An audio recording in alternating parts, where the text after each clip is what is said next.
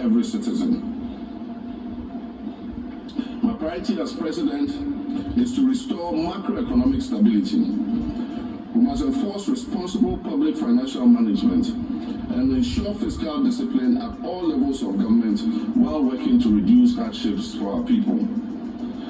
Under my leadership, the Bank of Ghana's independence will be safeguarded to implement prudent monetary policies that curb inflation, that stabilize our currency, and rebuild our foreign reserves.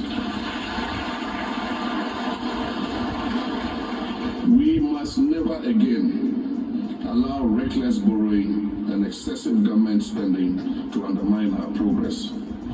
Fiscal responsibility must become the bedrock of our national development strategy, and every CD spent must deliver tangible value to the Ghanaian people. Sure. We must review our laws.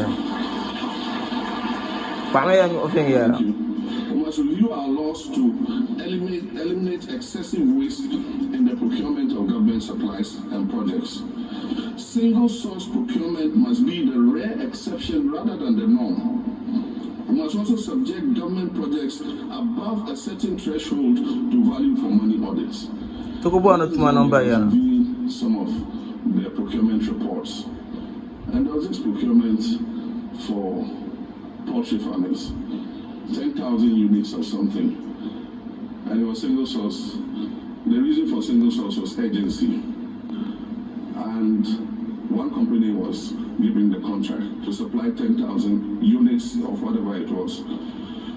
The supplier and the person who assembles it was not allowed to bid. And so the company who didn't want it went to the supplier, bought the items for 4,500 and came and sold them for 6,600 to government and walked away with 21 million cedis on that supply. I mean, how can we do this?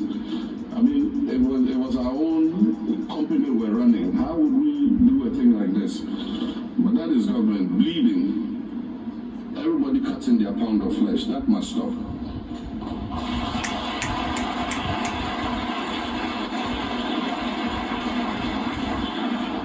Beyond stabilization, we must undertake a fundamental transformation of our economic structure. Ghana's economy has been heavily reliant on the export of raw materials, such as gold, cocoa, and crude oil, leaving us vulnerable to global price fluctuations and external shocks. We must end this dependence. It is time to transition to a value-added industrialized economy that creates jobs, that boosts exports, and reduces our reliance on imports. Manufacturing and agro-processing must be expanded to ensure that we derive maximum value from our natural resources. Just recently, I think yesterday, the former Chief Justice of this country asked for a review of agreements governing our extractive industry.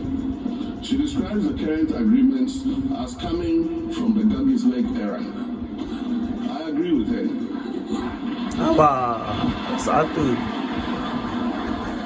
There must be increase in